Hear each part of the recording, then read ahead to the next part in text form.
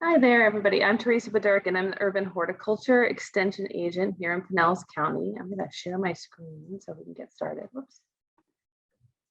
I promise I'm going to share my screen. Okay. And so not only do I run the Urban Horticulture program here in Pinellas County, which is housed at the Botanical Gardens, the same place as the Parks Office, but I also train, recruit, and coordinate the Master Gardener volunteers here in Pinellas County. So if you ever have any questions about plants or Master Gardeners or insects in your landscape, I'm your person. And for some reason, it's not doing presentation mode. There we go. All right, so today we are here to talk about planning a fall garden, and the reason being, it's June. What is it? June 16th, sorry. The reason being is that it's really, really hot outside. I don't have to tell you guys, there's a heat advisory actually that came out for today. Right now until like 6 o'clock at night, they said that the heat index could reach over 110. And so that is one main reason why we talk about fall vegetable gardening now and not summer, because there are very few things that you can grow in the summertime here in Florida with success. And it's also just not all that pleasant to be outside. So we really focus on getting ready for the fall garden season. The reason we're here today, like Jane mentioned, is that gardening is excellent for your wellness. It's great exercise. It's a great reason to get outside, get fresh air, get vitamin D from the sun. And, by the way, get some fresh food out of it. And she mentioned, we were talking just briefly before the talk about, most of us don't have the room to have an entire farm and support all of our produce needs, but we can grow some small things to supplement that, to save a little bit of money. And frankly, the fresh stuff tastes better. So it's still worth it. Timing wise, the best way to remember the vegetable garden season here in Florida is it basically aligns with the school year calendar. Kids go back to school in August, and that's about when we can start planting things. And then that school goes through May, and usually by May, late May, most of our crops have been harvested, and at that point the bugs and the humidity are too high. So something to think about. What we're going to talk about today is kind of the general tips of how to plan where you'd put your garden and how you would prep your soil, what things you can grow in the fall, and that sort of thing. So number one, you've got to have the right location. Obviously it needs to be near the house. So if you have just a small patio, it's going to be pretty easy to make that happen. But if you have a larger yard, you want to be really careful to place it somewhere where you're going to see it all the time. So if your ideal location is a side yard that nobody ever goes in, the odds are you're going to out of sight, out of mind, right? You're going to forget to look at it. You're going to forget to visit it. And so unless you're sure you're going to remember that can be difficult. The other reason I mention that is a lot of people garden in community gardens, which is fantastic, and they are all over the county. Many cities have them, but you need to make sure that it's either near your home or that it's on maybe a regular route to and from work, because you're going to need to interact with that garden, many days a week, in the early stages, every day for a little while, throughout the year, every other day to every second or third day. So make sure it's convenient. I mentioned that you want to have a good soil, which is funny to me because we don't really have good soil here in Florida. We have sand. So generally speaking, you're going to need to create that soil or to amend your soil. We'll talk about what we put into it. You need to have water nearby, and that needs to be potable water. So this is water you can drink, is water you can apply in the vegetable garden. So no reclaimed water on the veggies and no rain barrel water on the veggies. Those are great for your ornamental plants though. So still utilize those water sources to save water in the landscape. Just don't apply them to your edibles. Also need a lot of sun. So at least 5 or 6 hours a day. So you look at that picture on the bottom right and really think about where those sunshade patterns are. And we'll talk a little more about that later because that changes seasonally. You also want to avoid tree roots and the trees themselves because of the shade. And if you have septic, you also want to stay away from the septic drain fields or right over top of any of that very expensive equipment. You also need to consider if you need a fence. That fence may be to keep out rabbits. It may be to keep out children and stray soccer balls, your dog. If you live in certain parts of our county, like up around East Lake, Booker Creek Preserve area, you may even need taller fences to keep out deer. So just keep that in mind, who your neighbors are, what's next door, and what might interfere with the garden, because that stray soccer ball that a kid's kicking around can actually cause quite a bit of damage in a vegetable garden. So once you've picked your spot, you pick the right spot with the right sun and water and everything, there's two options that we have here. Either we're going to plant right in the ground if you have space in the ground, or you're going to plant in a raised bed of some kind, or multiple containers or multiple raised beds. My recommendation almost always, especially here in Pinellas, is to build raised beds or plant in containers. The reason is many reasons, but mainly because it's sand that we're growing in here. And that sand also contains these little microscopic pests called nematodes.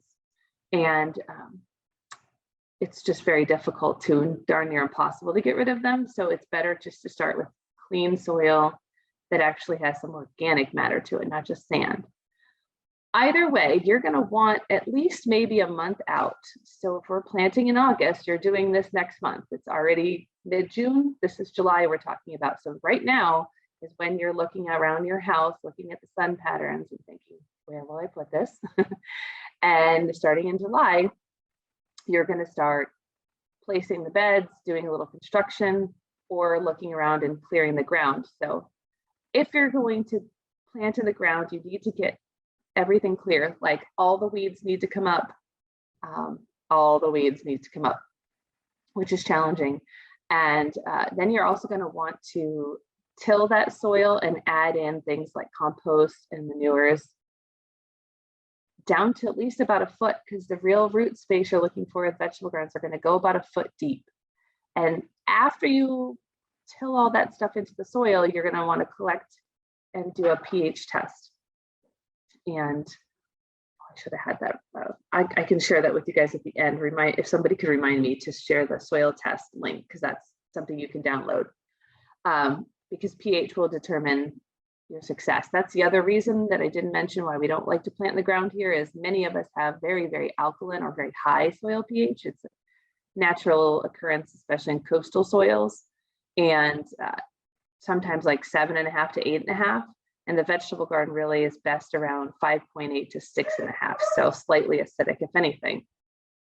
So you want to do that. And that takes about a week to 10 days to get your results. So this is why you have to plan so far out in advance. Now, if you build in a raised bed, then you're still going to want to do the same amount of timing, because if you're creating that soil, you're still going to need time to adjust that pH. So let me go to the next slide, because I think it answers some of these questions. Please hold, minor delay. Not sure why. Here we go. So what are these soil amendments I'm talking about that you can add to the add to your soil or add to the raised bed? Those would be compost that you can either create at home or you can buy compost. Rotted leaves. If they're leaves like oak leaves, they might need to be chopped up a little, because oak leaves are very thick and they don't break down easily. You can use grass clippings from your lawn if that is, you don't treat your lawn with anything, herbicides, pesticides that you wouldn't want in the vegetable garden. So for some of us that would work, and some you might want to skip it, especially if you have a lawn service and you don't know what they put down. It's just safer to avoid them. You can also use horse and cow manure, chicken manure, anything that's basically eating plants. All the chickens eat bugs too, that's okay. But you want that manure to already have been composted or aged. So you can buy stuff like this at the store if you don't have easy access to it. Again, most of us don't. So that's the key. But if you do happen to know someone with a horse farm, you just make sure to ask them if it's been aged. And that's usually it's been sitting around for a few months, breaking down. It shouldn't smell like manure anymore, basically. It should smell more earthy and like compost rather than like actual manure. You can also use fine mulches. I know, for example, the city of St. Pete actually provides something called mulch fines. It's a very, very, very finely chopped up mulch. You wouldn't want to use large pieces of mulch as a soil amendment. And so these are things that you would want to till into that soil or to use to create that soil and add organic matter to the soil. I have a question here. Actually, we'll talk to that question at the end, so I'll scroll back up. And then at the time of planting, no matter what you do to the soil, we're going to talk about adding a complete fertilizer right at planting time, because vegetables take a lot of nutrients and inputs. It's a little different than the shrubs and the turf grass in your yard. You're taking stuff away from the plants in the form of crops, and so you're removing some nutrients from that natural cycle. If you're going to grow in raised beds or grow boxes, here's some guidelines, general guidelines, right? They can be almost any size, shape, and whatever your imagination can picture. But most people aim to make them no more than 4 feet wide. And the reason for that is that if I reach my arm across, I need to be able to reach all parts of that bed. And so about 2 feet from either side is about the length that an arm can reach. If you're growing with kids, we usually say about 3 feet just because their arms are shorter. You don't want to be walking up inside that raised bed, because then you're compacting the soil and stepping on plants and all that sort of thing. Most of them are about 5 to 8 feet long, and that's just so you don't have to walk that far around them.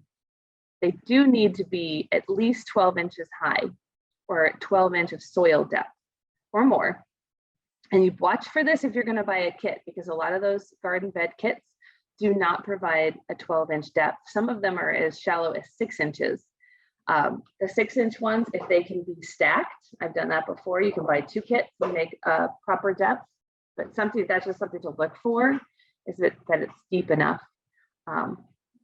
Because otherwise, if it's too shallow, you won't be able to grow larger plants like tomatoes and peppers, and that's what a lot of people want to grow. You'd have to stick with more shallow rooted, smaller vegetables, which is doable, but you got to keep that in mind. The bigger the plant, the deeper the root system it's going to have. If you want something that doesn't require bending, or if somebody needs to garden either from a wheelchair or from a chair, maybe they have mobility issues or back issues, then you want to make sure about 24 inches high is a good height for the surface to be at. And there are kits you can buy and pre-made garden beds that you can buy that are raised like that. Some that you can that they're angled so you can wheel a chair right up to them. So be on the lookout for that if mobility is an issue or bending is an issue. So that's a nice height. And the materials don't matter much. If you are using wood, you need to make sure that it's treated wood, because otherwise it will break down too soon. And make sure that this is the new treated wood. Back in the day, they used to use arsenic when treating wood, which is very hard to find now, and it's probably actually finally broken down in most cases. But if you're to purchase new wood that's treated, they use copper, which is perfectly safe to use in a vegetable garden. So feel free. For smaller spaces, or if you just want to get creative, you can use just about any container that you can think of. The key here is twofold. Number one, make sure you have enough root space. So if the container is too small, it's going to limit you. And you need to make sure that they are drained. So some of these containers that you see, let me see if I took that one out. The containers in the center, that silver water trough container that's planted, you would need to purposely introduce holes into that container. So keep that in mind. I've seen people use things like old canoes and toilet tanks and even bags to grow in. And if you're growing, you just need to make sure that there is proper drainage at the bottom, because otherwise that will fill with water and flood the roots, and your plants will not survive. But feel free to be creative with that. And I've seen some really cool stuff out there. As for what you put into these containers or raised beds, this is the number one question people ask. You can go to the big box store, the garden center, the nursery, and you can buy pre-made mixes, which is easy for the person who waited till the last minute, or you just don't have space to compost or what have you. You can go and buy them. Look for something that is a growing mix, not a potting mix, because potting is for potting up little plants and starting little seedlings. What you want is a growing mix that is for containers or raised beds, and they'll say it on there if it's created specifically for that purpose. Or if you want to do it yourself, you absolutely can. This screen shows you here, and I know Jane's going to send out a PDF of this PowerPoint so you don't have to write all this stuff down frantically. I guess I should have mentioned that, sorry. You can mix in equal parts, so 1/3 of each, and you have to or you have to put together, how much volume do you need? So you got to do a little calculation on that grow bed. It's 12 feet deep by 4 feet wide by 8 feet long. And there's even some online soil volume calculators you can use. Figure out how many bags and stuff you need, or how, but you can mix peat moss, or you can substitute coconut coir for peat moss. It's a little more sustainable, so that's something we've been encouraging. Coarse vermiculite and compost. So you can buy, a bag each of those and mix them together, but again, do the math for the volume you need. And that's a great general mix for growing in containers and raised beds. I avoid, especially if you're going to be in a container, avoid digging up a bunch of soil from your landscape, because one of the benefits of growing in a container is to exclude the nematodes that are in the landscape soil. If you dig up soil from the landscape and add it to your raised bed, you're going to introduce nematodes in. And in fact, if you use the same shovel that was out in the landscape and then you use that same shovel in your raised bed, you can introduce nematodes. And so you're going to want to avoid the mixing of the two, or clean your tools off in between. Another thing to do that's kind of next level, but definitely recommended, would be to line the bottom of that raised bed. So if you have a container, that's easy, just keep it up off the soil. So little holes, put it on a block so that soil, the roots aren't going to grow out the holes of your container and into the nematode filled soil. But in a raised bed, the best thing you can do, short of putting a heavy duty pond liner down, which is very expensive, is to line with several layers of cardboard, which will break down and eventually the nematodes can be introduced. But for most people, it's the most cost-effective way to kind of get a jump start with fewer nematodes. Our goal here, by the way, is not no nematodes ever, because that's pretty difficult. The goal is to minimize the nematodes. All right, so there is a link at the end on the last slide to this Florida Vegetable Gardening Guide you see a screenshot of. This is a great fact sheet put out by the university. It's probably 10, 12 pages with lots of charts of which vegetables to grow and how to plant them and how far apart to plant them. But this is a great thing to sit down with and come up with your plan. And I definitely recommend that you put a plan on paper.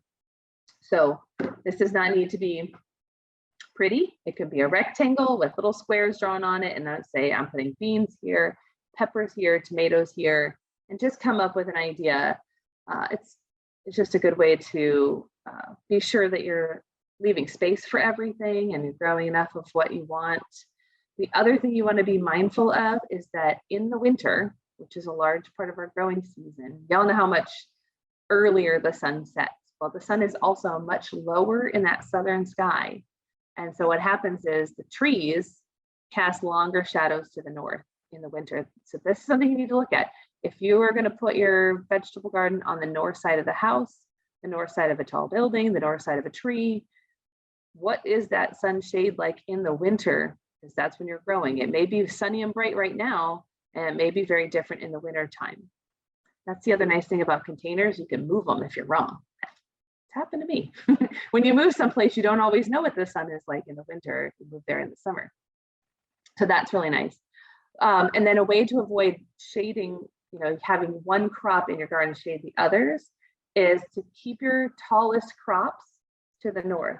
And so if you're looking at, obviously, things like your lettuces and carrots are nice and low, you want them at the south end of the garden.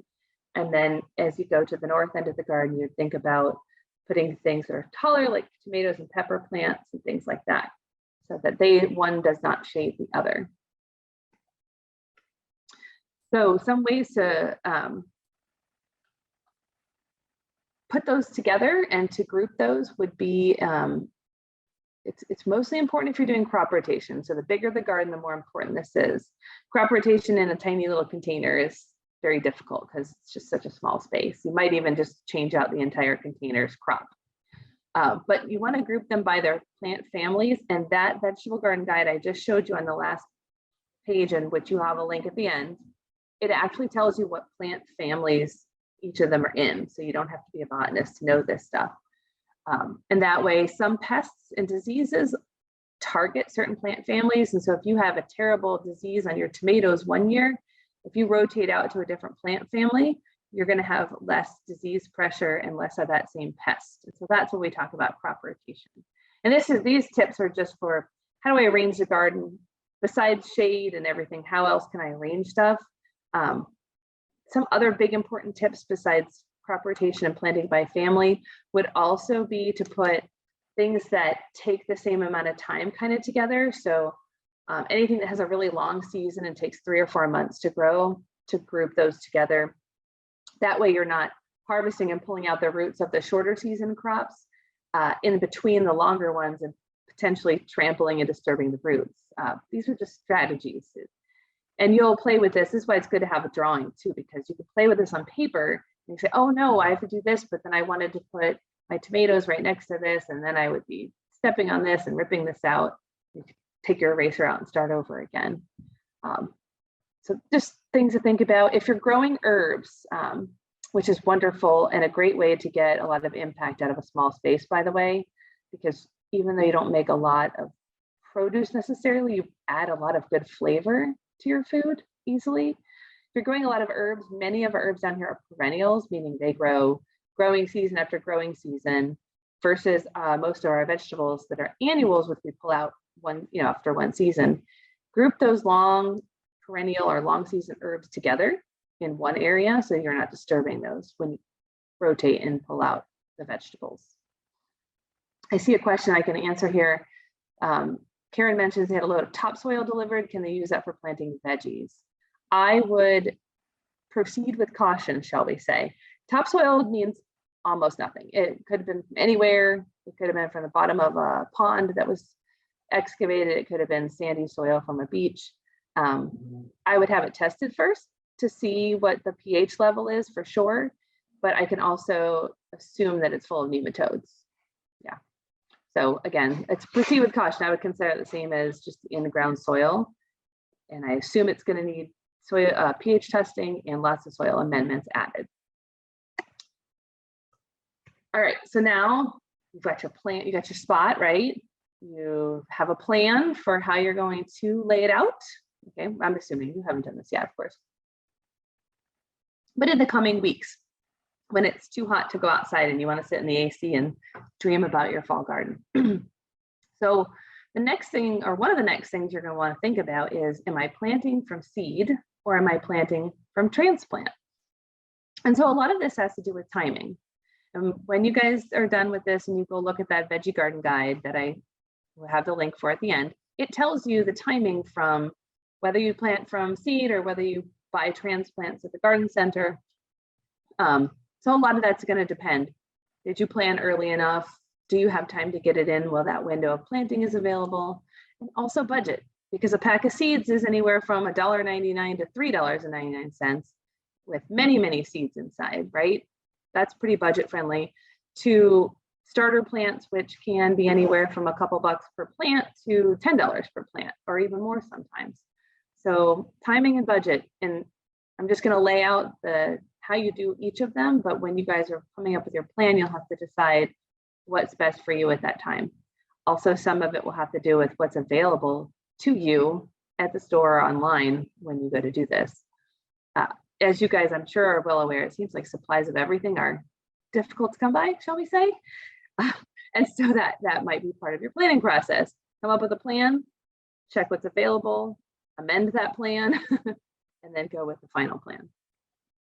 But if you're going to plant seeds, the good rule of thumb that you guys want to remember is that you're only going to plant that seed about as deep as it is big. So you have wee teeny tiny seeds like the lettuce seeds you see in the top right corner there next to the old penny. You're not really going to dig a big hole to dump those in. You're going to want to just barely cover those with soil, right? They're what, 1/4 of an inch, maybe not even 1/4 of an inch long. And so you're talking about putting 1/4 of an inch of soil at most over top of them. When we do that, we don't try to measure that because that would be difficult. You can either just basically make a small dent, a little tiny furrow, just run your finger or a garden tool in a line where you're going to plant them and sprinkle the seeds gently in that row, lightly dusting the soil on the top. The note there about mixing the seed with builder sand is for people who have trouble manipulating tiny little particles. Sometimes mobility issues might play into this, or if you're working with children, those fine motor skills vary for all of us. And so you can mix it with builder sand, those little bitty seeds, that allows you to just have this sort of granular mix that you can place down. What's going to happen next when you do this method here?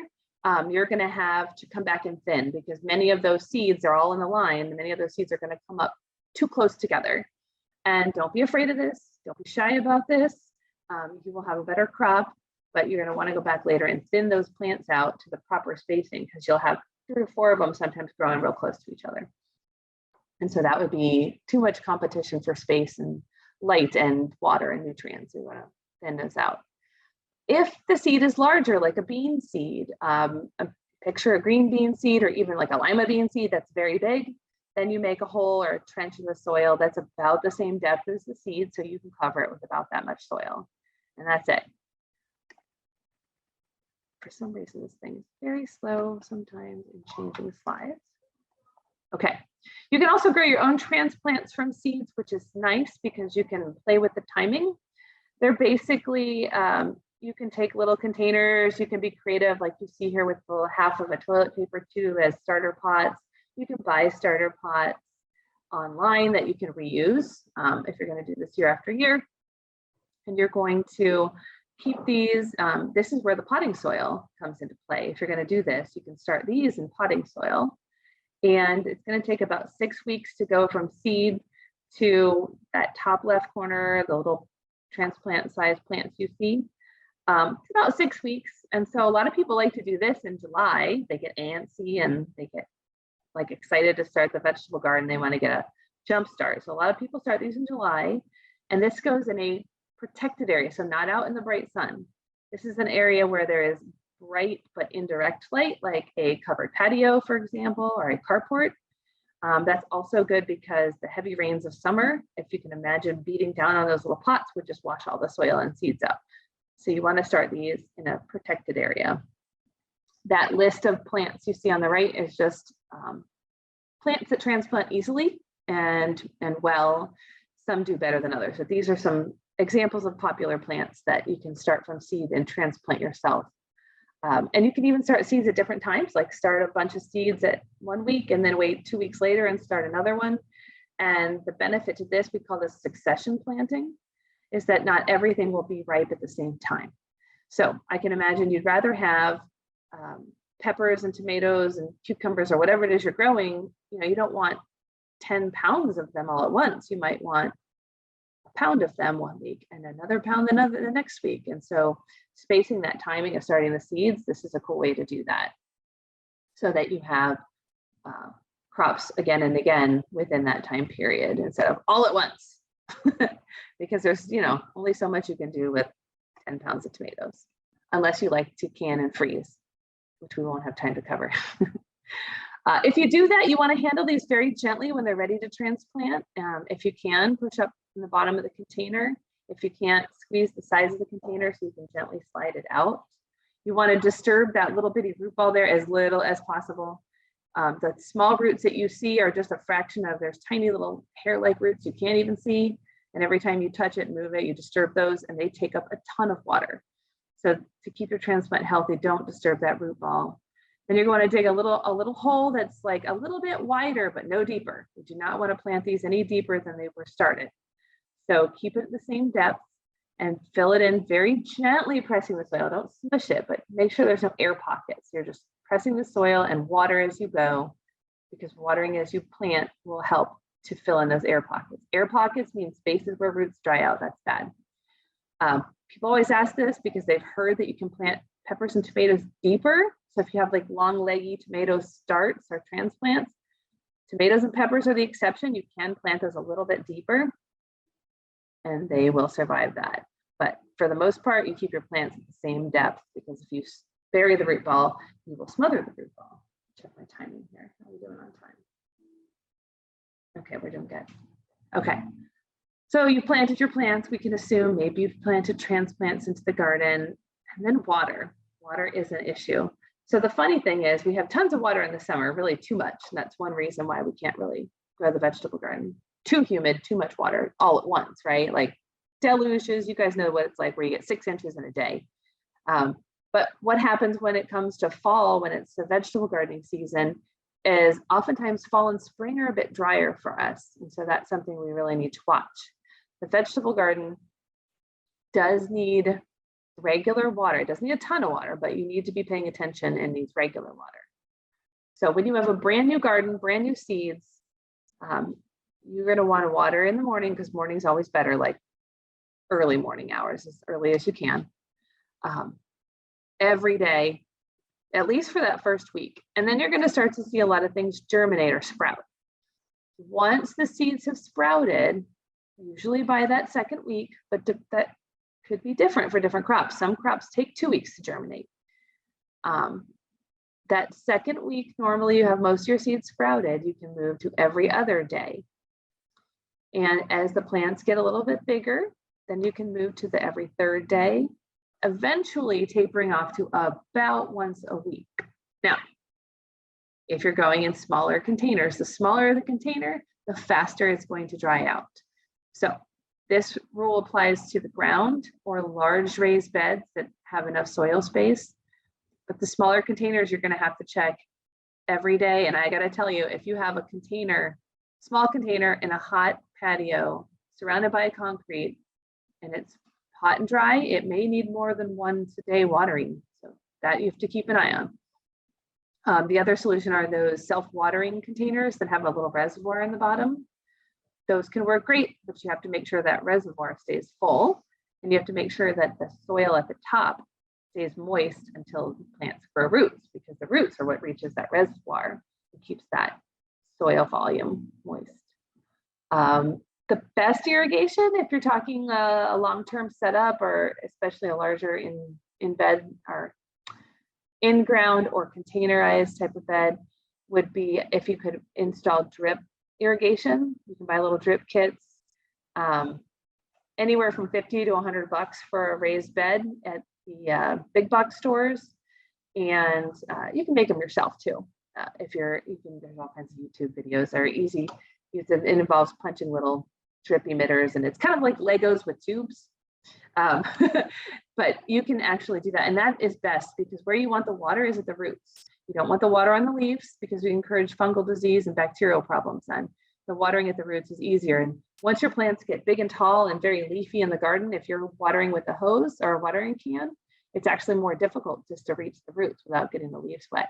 So if you can do that, it can be anything from one of those, the soaker hoses that you can wind up and down the rows. Those actually work fairly well as long as you protect them from the sun. They do dry out and the rubber cracks and dries out in the sun, but a soaker hose can work really well. Keep in mind that the beginning of the soaker hose has a lot of water pressure. The end of the soaker hose has very little. So keep an eye on those plants near the end of that soaker hose, or maybe run double ones so that the beginning of one is the end of the other, and you get even watering that way. So that's really important. But those seeds need constant moisture to germinate. And when I say constant moisture, imagine a wrung out sponge, not wet and gloopy. If it's drippy and sloppy and gloopy, it's too wet. All right, what about fertilizing those plants? You've got them in the ground. I mentioned at the beginning that at the time of planting, adding a balanced fertilizer is very beneficial. Balance just means that those 3 numbers you see that stand for nitrogen, phosphorus, and potassium are fairly equal. You're looking at like a 666 or 468 is close enough. A lot of the organics will say things like 324. There'll be a little bit smaller numbers. That's okay. We'll talk about why that's okay and the differences. But you want to broadcast over the whole garden before planting, dig it in a little bit before planting the seeds. And keep in mind, most of you, because you work for the county, are probably pretty savvy about this. We have a fertilizer ordinance in Pinellas County, and we cannot apply nitrogen throughout the summer. So June 1st through the end of September, we can apply nitrogen, that first number, to the landscape. And we can never apply the second number, phosphorus, unless we have a test showing that we are deficient, and then we apply for a permit to apply it. So Here's the thing, in a vegetable garden, you are exempt from that ordinance. And so you can apply those nutrients year round. However, it must be only to those vegetables or in those containers. And the product that you're using has to be labeled for use in a vegetable garden. And again, the vegetables are different because we are constantly taking nutrients from the cycle in the form of our crops and our vegetables and eating them rather than letting them return to the soil like your landscape plants. So this is why they're exempt. Still don't want to over fertilize because you can actually damage the plants and damage the environment, but they need more nutrients than your standard landscape plants. As the plants grow, how often do you fertilize?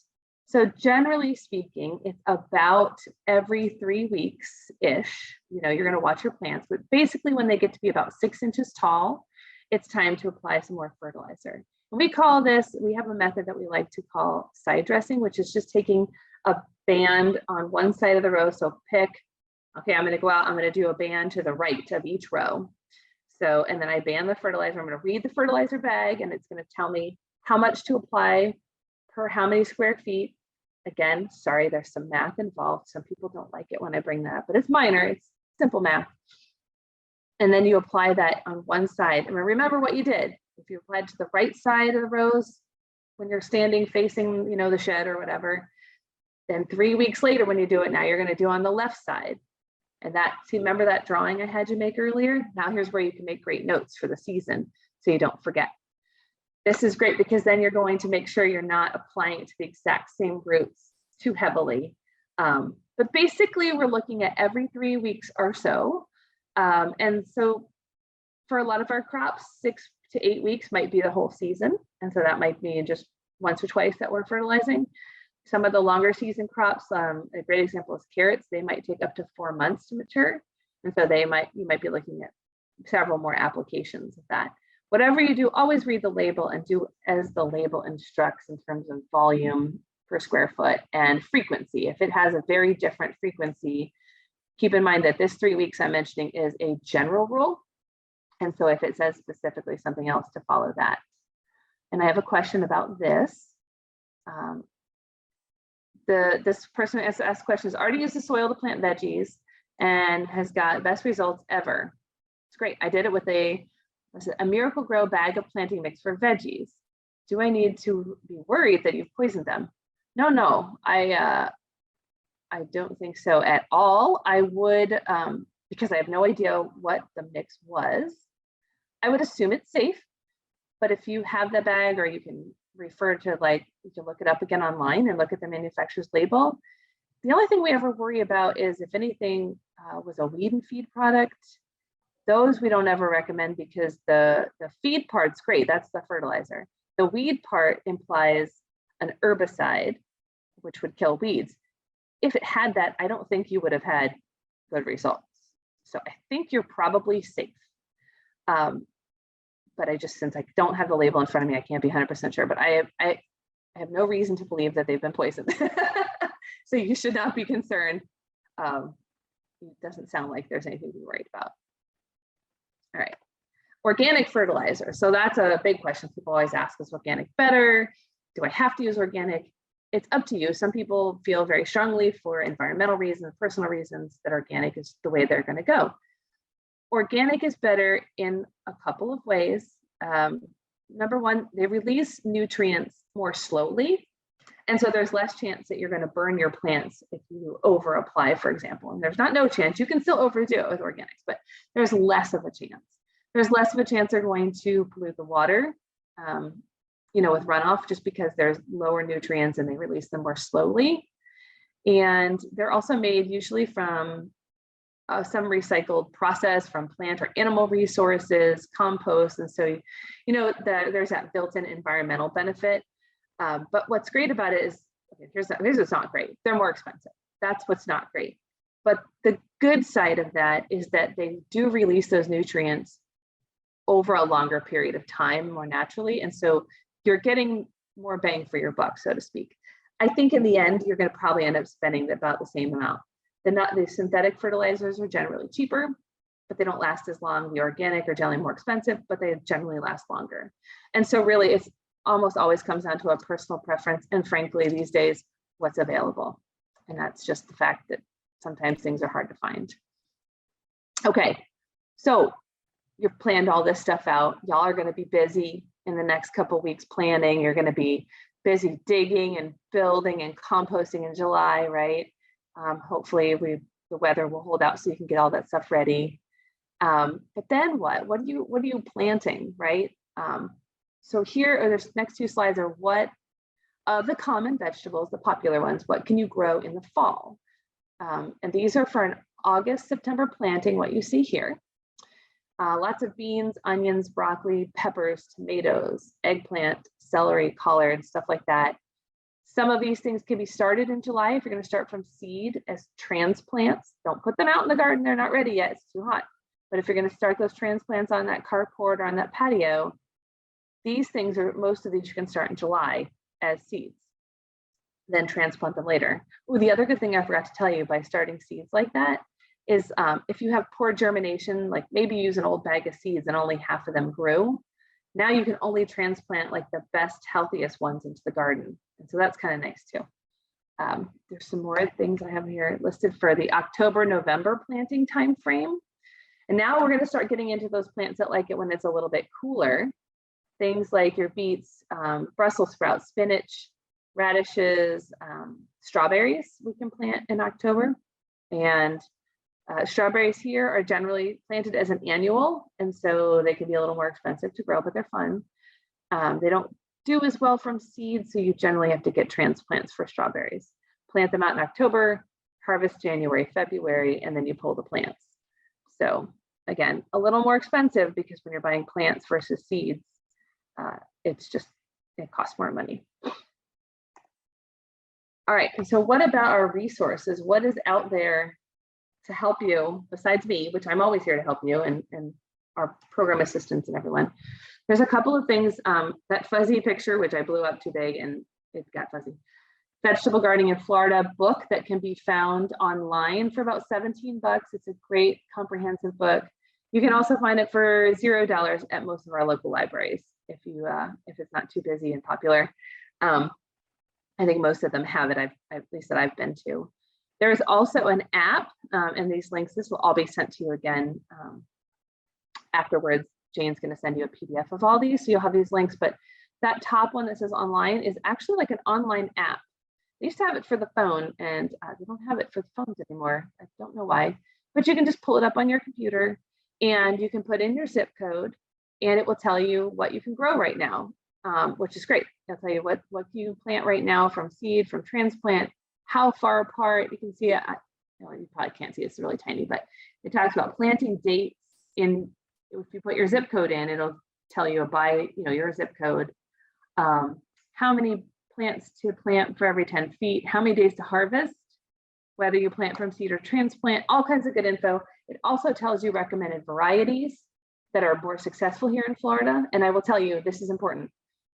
That list, either online or from the Florida Veggie Garden Guide, which is that bottom link you see, where it talks about recommended varieties, these are the ones that they've tested here in Florida. They can handle the pests, the diseases, the weird weather. You're going to have a lot more success using those. It doesn't mean you can't use other varieties. It just means you're going into uncharted territories. No one's tested them here.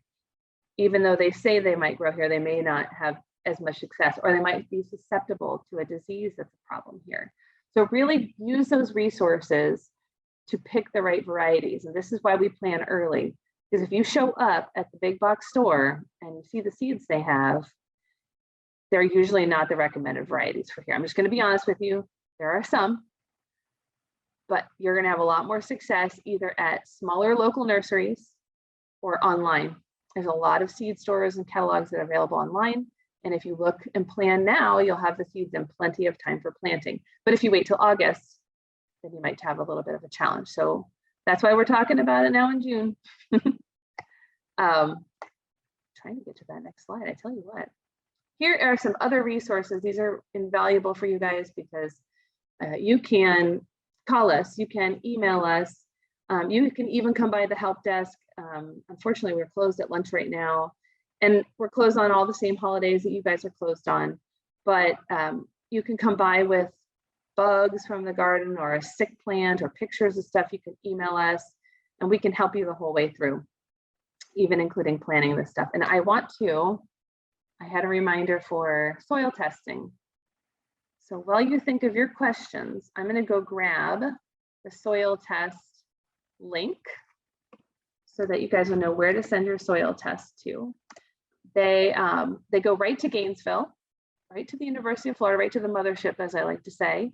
And so you basically, what I'm going to put up as a link here, which I'm almost there, is a link to a PDF. It's a front and back, one page sheet on, here we go, soil test. It's the submission sheet and also the instructions on how to take the soil test. And it discusses how to do it from, I just put that in the chat box, how to do it in an in-ground area. You can also do it in a bed. And you can also do, if you've purchased soil, if you don't know. And I will tell you, we've had people purchase soil in large quantities, like several yards of soil delivered by truck that was supposed to be optimal for veggie gardening. And their pHs were very, very high. So even if you have gone to the expense of buying from a landscape supply company, special vegetable garden soil, if they don't have soil test results for that batch, I still recommend doing this, because if your pH is off, if it's off in the too high range, it's going to be very difficult to impossible to change it significantly and permanently. If it's too acidic, there are some things we can do to change it, but we really got to know what we're working with first. So look at that soil test sheet later. To send in a test just for pH, which is all you need, is only $3 a sample. So it's a very small investment to know what you're working with. They will make specific recommendations in that test based on your soil. And they also email me a copy of everyone's soil test. So if you get your soil test results and your eyes go cross-eyed and you have no idea what that means, my email will be on there and you can reach out to me and say, Theresa, what does that mean? I don't know what to do with this information. And so we're always here to help you. Are you still, oh, I just stopped share. Did everybody get the information they needed from there? Did I miss any questions? There was one I remember I have to go back to.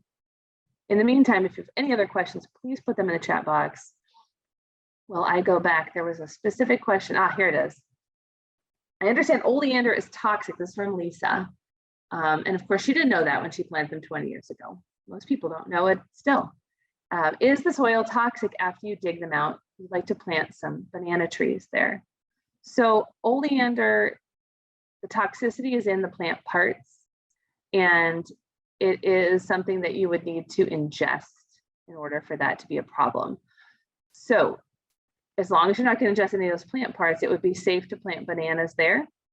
I would like to check on one thing about oleander before I promise you that. So if you could, Lisa, if you're still there, if you could drop your email in like a private chat to me if you don't want everyone to see it, although you're probably, I could probably guess it, right, based on the county email. Let me write this down. Because there's something I want to look up. Some plants actually release compounds into the soil that will inhibit the growth of other plants. And I just want to double check. I don't believe oleander has this, but before I tell you it's perfectly great to do that, I want to double check on that. And so I want to email you that, that specifically later. Now, I'm not worried about the oleander plants leaving any toxicity in them that would then grow into the bananas and impart any poison into the bananas for you guys. That part is safe. I just want to make sure that there's nothing in the oleander that would prevent the bananas from growing successfully. All right, so, and I was right. So I will email you afterwards about that, Lisa, thank you. And let me see if there was another question here. Oh, okay, so Karen asked, how does a high pH affect the plants? Okay, well, you don't be sorry, you didn't miss it because I just told you that it did. I didn't tell you how. Okay, so for those who want to know how, there's a lovely chart and I don't have it handy, but plants, when they take up nutrients from the soil and that water column around the roots, there's a lot of chemical reactions that are taking place, and the pH of the soil and the water affect that. And the plants generally have a range For most plants, it's on the slightly acidic side. 7 is neutral. Anything over 7 is alkaline. Anything under 7 is acidic. Rain is generally supposed to be around that neutral 7 point if you don't have acid rain. What happens is certain plants, they have this range. And so at the optimal range, those chemical reactions are happening so they can take up all the nutrients.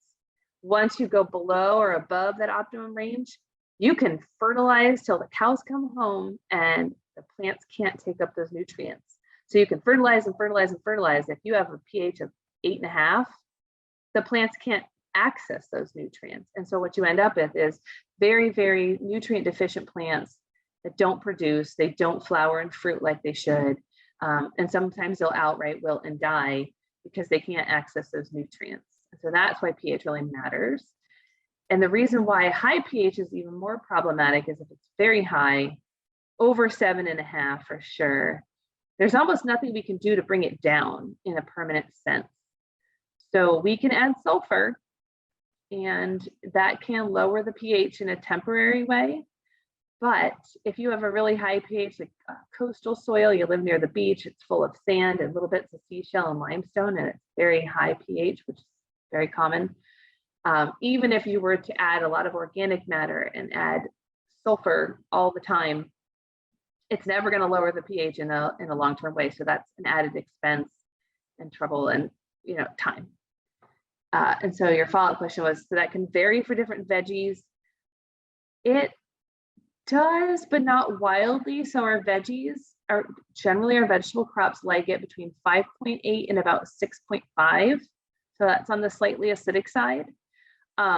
It can vary in the plant world in general, though. It varies wildly among different other crops, like blueberries, like a very acidic soil, much more acidic than the vegetable garden. And some of our native plants that's grown in a soil tolerate and thrive in a higher alkaline pH. But most of the vegetables, we're really talking about a lower, more acidic pH. And then that's not going to vary wildly within your veggie garden. So if your pH is, say, 6.3 in that range, you're good for pretty much all your vegetable crops. Hopefully that answered your question. Do I see any other questions here? I don't see any other questions so far. Does anyone have any last minute questions as we are winding down? I see a hand up. Did we already address your question, Karen? Or is that a new one? Yes. Can you hear me? I sure can. Okay. So I was the one that put in that I had gotten that topsoil that was a load of it delivered that my husband had purchased. And so I used that for the garden bed and I mixed it in. And I know it was confusing when I put this in the chat. I mixed it in with like a Miracle Grow for Veggies potting mix, sort of. So I put them together. Now I have got the best results I've ever had for growing. And I never tested the stuff for pH because I didn't know about that, but I'm getting pretty good results. So I didn't know. So now I'm concerned that I didn't, that's why I was concerned. I hope I didn't poison myself if there was something wrong with the soil that got delivered. No, I mean, I would not assume that in any way. The only times we're worrying about poisoning ourselves is if we were to get soil that was contaminated. So I don't love ordering topsoil since we don't exactly know where it's from, right? Yeah. I don't love planting in the ground anywhere where there is previous industrial commercial activities because you don't know what was in the soil. At the same time, I don't want you to like freak out and assume there's anything wrong. The key here is you don't know exactly where it came from. You're never going to be 100% certain, right? I can't really say for sure. If you wanted to have that soil tested, the testing that we do, that university test does, is for pH, and you can also add on there extra nutrient testing, but it can't test for contaminants. Okay. So that's the trouble. If you need soil tested for contaminants, like if you suspected lead or arsenic or something of that nature, then you'd have to go to a private soil testing lab. And they run each test per contaminant, and they could be hundreds of dollars to thousands of dollars to test the soil. So a couple of things you could do short of that would, if you're concerned, and for a lot of people, it's just like, oh, well, it's probably fine. Most of it's not going to take up. You just don't know. I can't promise, right? But what you can do is if you can follow up with the person that supplied the soil, you could ask them if they know where it came from. Okay. They may not. And if you're really truly concerned about contamination, since you don't know the source of the soil, it might not be a bad idea to start fresh again. Well, I've already eaten some of the veggies. Thank goodness I haven't gotten that much, but I've definitely gotten better growth this time than I ever have. But Yeah. I'm in really sandy soil where I am, so I did a raised garden bed. And like I Yes. said, I mixed the soil because I was like, all right, I need something because it's just nothing's growing in the sand. No, nothing will grow in the sand. Nothing like that will grow in the sand. Some of our herbs do pretty well in our sandy soils though. So if you, let's say you just really want to you want to stick something in the sand, think about herbs because they're very tolerant. And a lot of our herbs are from Mediterranean drier climates and they like that well-drained soil. So if you decide like, I'm not going to spend any money and I just want to stick it in the ground, herbs are a good way to go. But yeah, I would follow up and see if you can see where that soil is from. Okay. If possible. Again, I just feel like it's one of those things where like, most people grow in soils, they don't ever test, they don't know. Probably fine. Yeah. But if you are deeply concerned about it, it wouldn't necessarily be harmful to dig it out, throw it in the ornamental areas and start with fresh soil that you know where it came from. Okay. But all right, thank you. You're welcome. Yeah, the soil contamination thing is always a question that comes up, especially as urban as our county is. A lot of people live in areas of mixed commercial industrial uses. We've even had some small farms come to us and say, oh, we're gonna plant a farm, but it used to be a tire factory. And you're like, oh, okay. So now I have concerns, right? And we generally really often just tell folks that between the soil testing costs on a large scale like that, or, and the question of the crummy sandy soil, it's just better to go ahead and build raised beds, line them and start with fresh soil that's clean and safe. So. Okay. All right. Thank you. You're very welcome. Any other questions from the group? It's almost time. You can always email me. I'll drop my personal one in the chat, which you guys can guess too, if you saw my name. If I can type fast enough. And then you can always email us too at Hort, H-O-R-T, at, and then pinellescounty.org, and also Garden Help. Sometimes that's easier to remember. Those are two other ones, and they all end in pinellescounty.org. And all of us will answer your questions. You can even email us pictures of your plant that's struggling.